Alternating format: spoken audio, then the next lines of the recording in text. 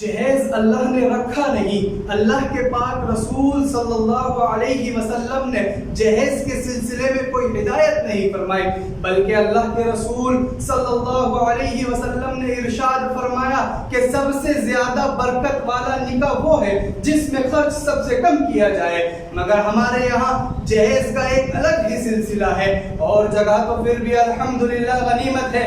ہمارے یہاں U P میں گاؤں دیہات تک میں اس قدر خراب صورتحال ہے کہ بچی پیدا ہوتی ہے، اس کی پیدائش کی خوشی پر جہیز کی فکر غالب آ جاتی ہے۔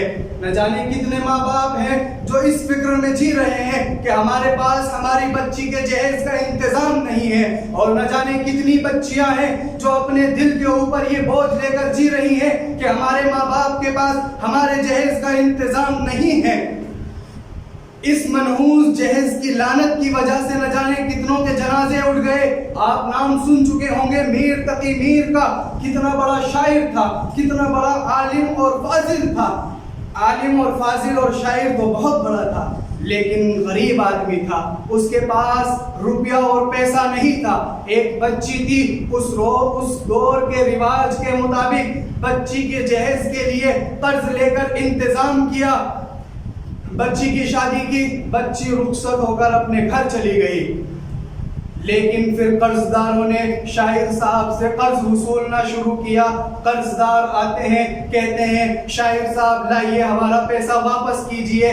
شاعر صاحب اس غم کی وجہ سے پریشان رہنے لگے۔ یہ بات بچی کو کسی نے بتا دی، بچی ذرا تھوڑی حساس دل کی تھی، بچی کے دل پر ایک بوجھ ہوا اور بچی بیمار رہنے لگی۔ چند دنوں کے بعد اس بچی کا انتقال ہو گیا۔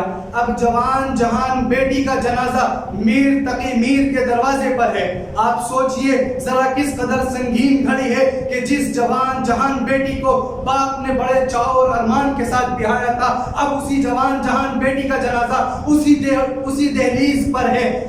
اس وقت میر تقی میر نے ایک شعر کہا تھا جو ان کے دل کے درد کا عکاس تھا کہ اب آیا ہے قرار اے آرام جاں، اب آیا ہے قرار اے آرام جاں، اس نامرادی میں ایک کفن دینا بھولے تھے اسباب شادی میں۔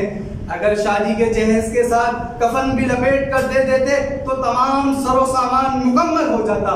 افسوس صد افسوس کہ آج ہماری زندگی ایک جہیز کے اوپر سمٹ کر رہ گئی ہے۔ ہماری ساری دولت، تمام زندگی کا اثاثہ ایک جہیز، ایک شادی میں آ کر ہم ختم کر دیتے ہیں۔ اپنی پچھلی 20 سال کی کمائی اور آنے والے 20 سال کی کمائی ایک شادی میں لگا دیتے ہیں۔ کیا اسی کے لیے ہم دنیا میں آئے ہیں؟